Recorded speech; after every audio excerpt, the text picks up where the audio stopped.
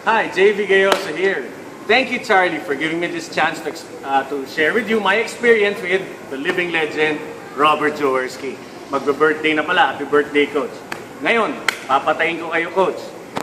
Rookie year namin, 1991. Tagal na. Kami ni Bennett pala, during the warm-up, meron kaming one-on-one drills.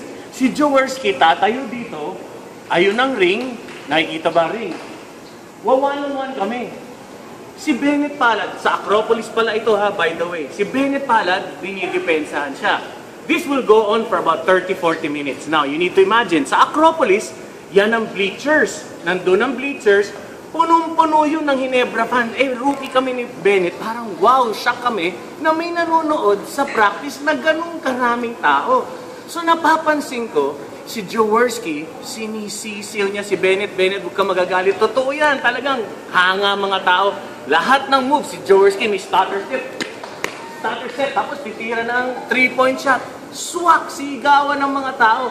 Ako ang susunod. Si Philip Cesar, kasama ko rin. Yung mga ibang veterano, sila Distrito, ang Palayo, nandun, ayaw kasama ni Jaworski. Bakit? Sinisisil ni Jaworski.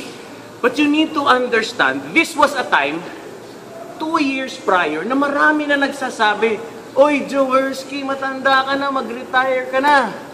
So ako naman, habang kinakabahan ako at pinapanood si Bennett Palad sinisisiw ni Jaworski, may naisip ako. Turn ko na. Ito ginawa ko kay Jaworski. Okay, Coach. Ito na retirement mo. You should have seen Jaworski's face.